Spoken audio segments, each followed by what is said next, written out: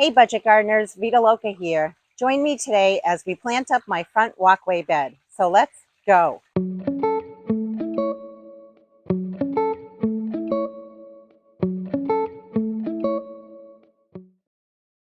We are on the west side of my home. This is the front walkway. It leads to the main entrance. And there is a very narrow border of a flower bed here that is parallel to the front walkway. What I want to do is I'm going to take you in for a closer look, and I'm going to show you what's in here, what's blooming, what the plan is. Last year, we jam-packed this bed with color. I want to do the same thing this year because I want this to be high impact. This is where everyone walks by when they enter my home. So I'm going to take you in for a closer look, and I'm going to show you what's in here and what's the plan for today. There's definitely weeding to be done, so we will be removing all of the weeds from this bed. There are also some stray perennial seedlings. Well, I could treat it as a weed, but I don't want to. For example, this right here is a black-eyed Susan or Rebecca. I will go ahead and at least dig this up and pot it up so that it can be put somewhere else in my landscape. Aren't these leaves neat? They're quite large if you compare them to my hand. And these are the leaves of Bloodroot. It was a very pretty white-colored flower that bloomed in the late winter, early spring. After the blossoms faded, what happened was then the leaves just got bigger and taller. They really added some neat interest to this bed. However, you can see that they are just starting to go by. So what we'll be doing is coming in and we will be cutting these back. Now notice there are seed pods where the blossoms were. I want to leave the seed pods because I want these plants to go to seed so that I end up with a lot more of the bloodroot. This very pretty colored flower, this is called Coreopsis, and it's considered a perennial here where I live. What we'll be doing is just some regular maintenance to that plant, which is deadheading. And I'll show you my process for deadheading the lance leaf Coreopsis. We have some very leggy pansies that I started from seed during the winter months, and I planted these out here early in the spring. They absolutely need to be cut back, so we will be doing that. I feel bad cutting them back because the blossoms are beautiful, but the plants have become very leggy. So now is a great time to cut them back. In the center of all of the pansies that are in this bed is a spring bulb, and it's called Muscari. It looks like a grass. And at this point, we're going to be cutting them back. Normally with spring bulbs, they say to let them basically die back on their own. But it's been well over 6 weeks since the Muscari bloomed, and that's the magical number when it comes to your spring bulbs. You want to make sure that 6 weeks have passed since the bulbs bloomed. That means enough energy has been stored into those bulbs so you can go ahead and cut them all back. So we'll be coming in here and cutting them back to the base. And you'll notice that as we move this way, the pattern continues with the Coreopsis as well as the pansies and even the Muscari, and it goes all the way around this walkway. There is some Alyssum that self-sowed itself from last year. So what we'll be doing with those is we'll be moving them around in this bed because I want them towards the front of this flower bed. So you can see there's quite a bit of work to be done between picking up any leaf litter, weeding, as well as moving the Alyssum around and cutting back the plants that we talked about. Once the cleanup work is completed, the next thing will be to start adding in annuals. And what we'll be doing is we'll be shopping this area right over here where there are a bunch of annuals that together we started from seed during the winter months. Now I'm not sure which annuals we'll be planting up along the walkway, but I think we're definitely going to be including some Vinca as well as some Lobelia. Now the Lobelia is dry, it needs water, it's become very leggy. And what we'll be doing is we will be cutting it way back. So even though there's some beautiful color going on with it right now, it absolutely needs to be cut back and given some water. When it comes to doing a project like this, for me, it will probably take me all day. I will take you in though for close shots just to show you my process for cutting back different things, moving different things, and planting some flowers as well. We're supposed to have some heavy storms today, so I figured it's best to chunk this. In fact, right now it's sprinkling. And the first thing I figured we'd do together is just go ahead and cut back the bloodroot. It's a pretty simple process. I'm just following it all the way down to the stem and cutting it there. And again, I am going to leave the seed pods because I want this plant to drop its seed so I can have more of it and then move it all around my yard over time.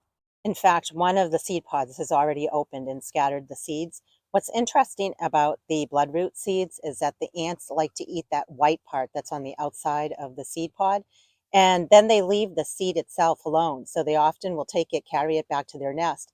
And I end up with bloodroot all around my yard, which I'm not complaining about. It's such a beautiful plant. I think part of the reason why the Muscari has not turned brown is that I have irrigation in here, so the plants are very happy. But they are flopping and they're looking unsightly at this time of year. So it's a perfect time for me to cut them back. Just like most of the plants in my yard, I started with a very small patch of the Grape Hyacinth or Muscari, and over time I've just divided and moved it. And that's why I have so much of this plant in my yard. I tell everyone that's the name of the game. Divide and move your plants. It's healthier for the plants, and you just end up with so many more free plants that way.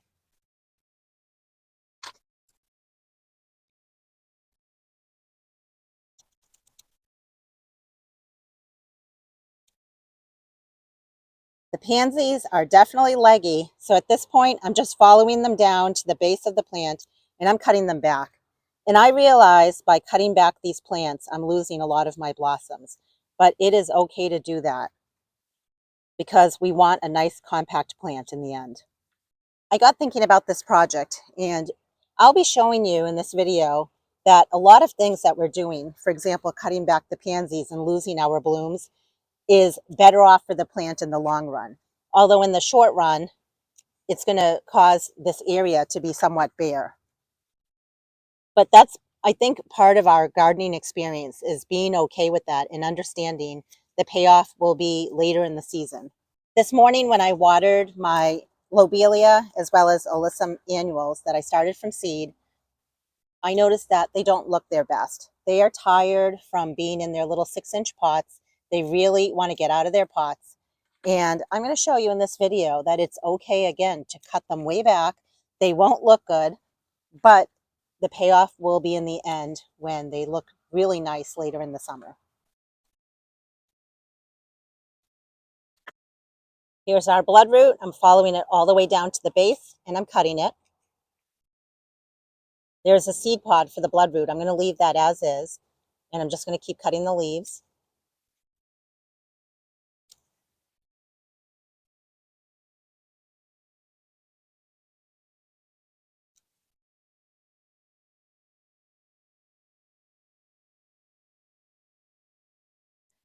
For the Coreopsis, I'm going to leave the flowers intact if they still look good. There are some buds here, and I'm also not going to touch those. The only things that I'm going to deal with right now are cutting back any of the blossoms that have already gone by.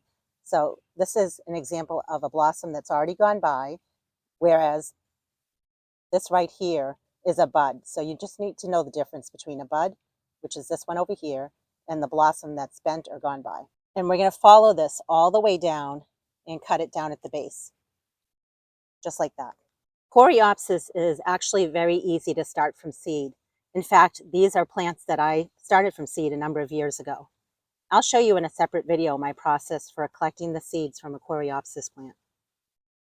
But for right now, I don't want my plants to go to seed. I want them to keep blooming, and they will bloom through the season as long as you keep them deadheaded.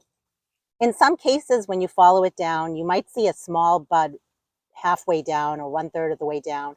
So then you can just follow it down and cut it right above that bud. But if you don't see a bud, follow it all the way down and cut it there. Here's another example where this blossom has gone by, and when I follow it down, I can see there's some buds there. So I'm just going to cut it right above that bud. Certain plants, when it comes to deadheading, it definitely is a chore. But if you keep up with it, let's say on a weekly basis, it makes that chore much more manageable. And to be honest with you, I have not come in here at all and deadheaded this. So it's going to take me a while.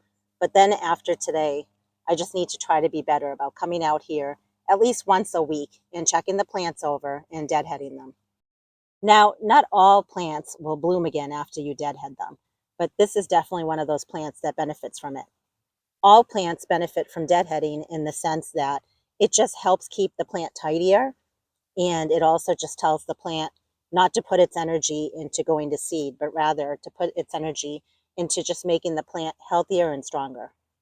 But if you are trying to collect the seeds from a particular plant, then it's good to let that plant go to seed. Sometime later in the summer, I'll definitely stop deadheading this so I can collect the seeds from it. In the early spring, when I planted these pansies here, I figured it would add some color as this was starting to go by. So we're going to go ahead and cut back the Muscari. Just want to follow it all the way down and then cut.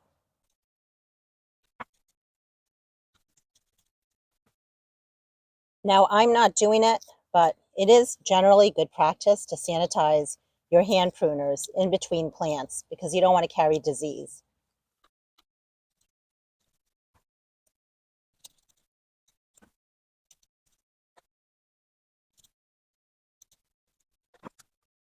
A lot of people pull out their pansies in the late spring, early summer, but I'm going to keep them in here for now and we'll see how they do. But they absolutely do need to be cut back at this point. So I'm going to follow the plant all the way down to the base and I'm going to clip it, but I want to make sure I leave some green leaves down at the bottom here. So I am leaving some and I'm just going to cut it back. It is starting to rain pretty heavily, so I'm going to continue this process along the walkway and I will show you what everything looks like when I'm done and when the rain has stopped.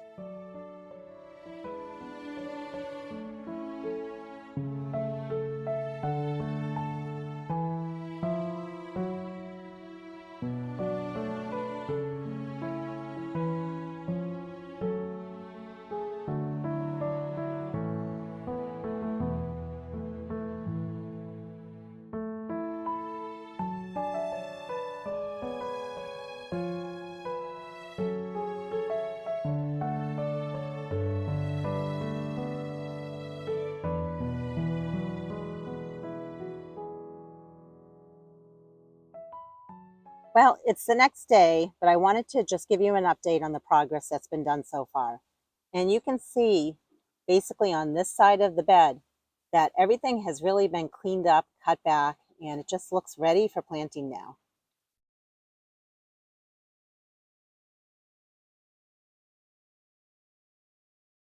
It's quite a process to cut back these plants, but it's worth the maintenance because now there's opportunity.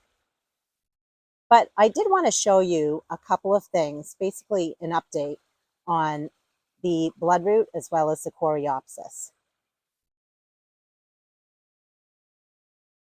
Here's the seed pod for the bloodroot, and I had originally thought about leaving all the seed pods in this flower bed, but I decided to actually open them all up and disperse the seeds at the base of each of the plants because all of the seeds are ready at this time. So I might as well go through the effort of opening them up and dispersing the seeds and cutting these all back just to keep things tidy. So I just went ahead again, I cut it at the base like that. And then what I'm doing is I'm opening up the seed pods. They're almost like peas, the way they open. And all the seeds are ready to go. And I'm just dispersing them. And one important thing to keep in mind when it comes to the seeds of bloodroot is that they don't stay fresh or viable for a very long time. So it's actually very important to sow them immediately. So if you were to collect the seeds, let's say from a family member or a friend's house or a neighbor's house, you want to make sure that you're collecting the seeds and dispersing them as quickly as possible.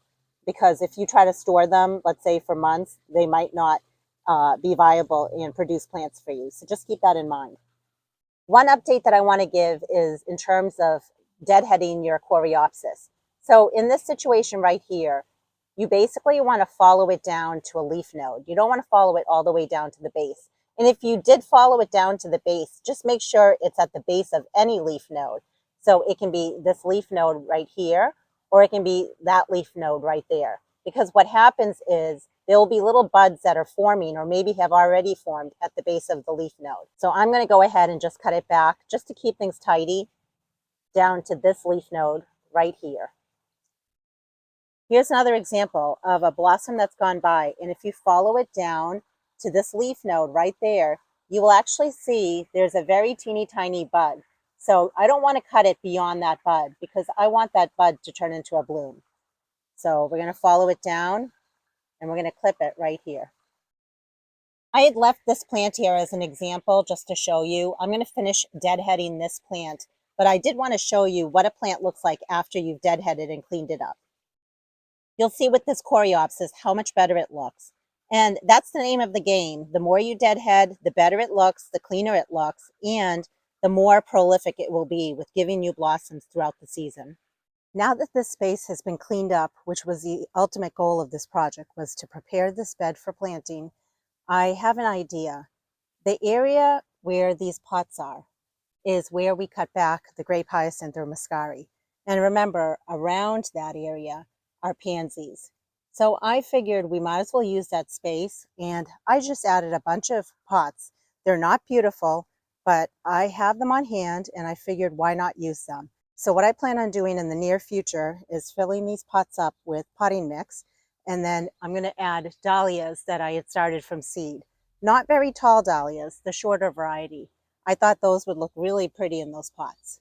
So together we're going to plant along the front side here some blue lobelia that was started from seed, and it's not going to look pretty after it's planted because we're going to be hacking it back. And also along the front here, we're going to be alternating the blue lobelia with alyssum that will also get hacked back. And then finally we'll be adding some vinca in this bed as well. I'm not quite sure where, but let's go ahead and start planting some of the alyssum and lobelia. So here is a 6 cell pack of great blue lobelia that together we started from seed indoors during the winter months. Yep, it looks leggy. It does not look good. And maybe your lobelia is starting to look tired this time of season. So what you want to do is give it a haircut. What we'll be doing is we'll be cutting it by at least 1/2. And then I'll be giving liquid Miracle Grow to all of my annuals at the end of this project. A lot of trailing plants like lobelia and alyssum will benefit from being cut back at least 2 times during the season because they do end up getting leggy over time anyway. So we're going to come in and we're just going to cut this by half. And I'm going to do the same thing to all the other lobelia in the 6 cell pack. It may seem harsh, but it is better for the plant.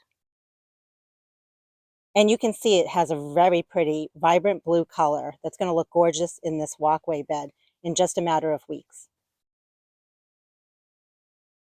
We all can benefit from a haircut, so can our plants. There, they are going to be ready to go and they will flush in very nicely. Your Alyssum might be looking like this time of year. And again, it's a good time to go ahead and prune your plants back. So we're going to do that together before we plant these. And by the way, you can see they've already started to go to seed, so we absolutely need to prune them back. And if you want to collect your seeds, just go like this. And these brown specks that you see there, those are seeds. You could actually save them if you really wanted to. If you look at the base of the Alyssum plant, you can actually see there's a lot of nice new growth happening. So we're just going to be cleaning off the top part of this. We're going to come in and we're going to cut by half.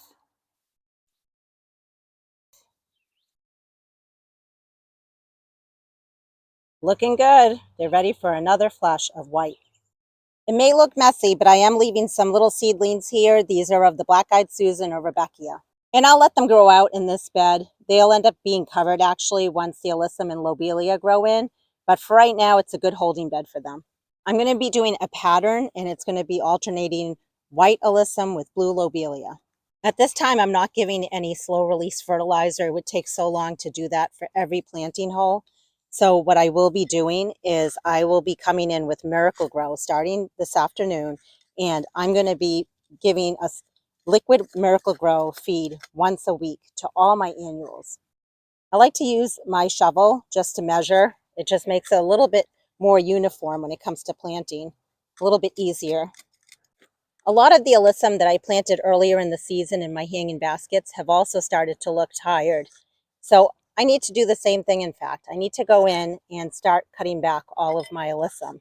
So again, if you have plants like alyssum or lobelia, they definitely can benefit from being cut back a couple of times during the season. They will flesh out new growth, and usually you want to cut them back by about 1/2.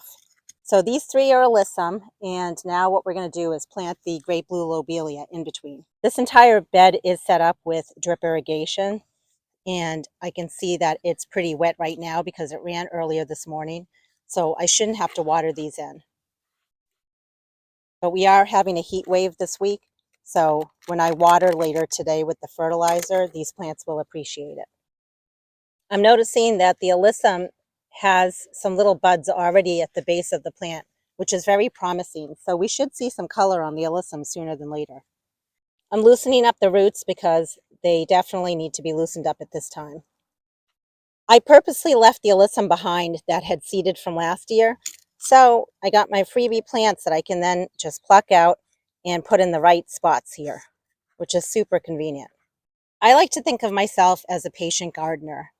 Right now there is color in this bed. I'm enjoying the beautiful Coreopsis. Pretty soon I'm going to be potting up the dahlias, and I can wait for the rest of these plants that we just hacked back to reflush. And I'm very excited to show you in future garden tours an update on this space. The next pattern that I want to see in this bed is for the Vinca plants. And again, we started these Vinca plants from seed during the winter months. What will happen is they will eventually get larger, they will branch out, and the pattern is basically alternating of a pink as well as a white. And I tried to do it so that the pink is between two plants.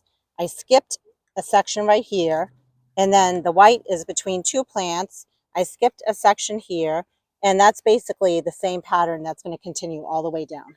I don't have a ton of full sun areas in my yard, and this area gets a fair amount of sun. So I really need to put in my plants that need sun in this bed.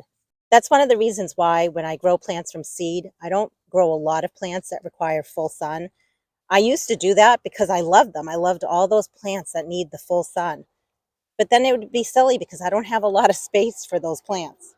And I'll show you in future videos all of the impatiens and all of the begonias and where they're going to be going, because I've been working hard, and so has Mr. Budget Gardener, with preparing other flower beds and weeding them. So those will be going in very soon as well.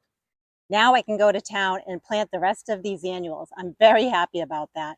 But it was important for me to just show you my process when it comes to tackling a bed like this and what it takes for cutting back plants, moving plants, and preparing a bed for planting. I really hope you enjoyed this video. If you have any questions or comments, I'd love to hear from you. Please drop them down in the comment section below. If you haven't subscribed to my channel, I'd love it if you'd consider subscribing to my channel. And don't forget to hit the notification bell, because then you'll be notified every time I put out a new video. I hope you've been able to get out in your gardens, and until the next video, make it a great day with gardening.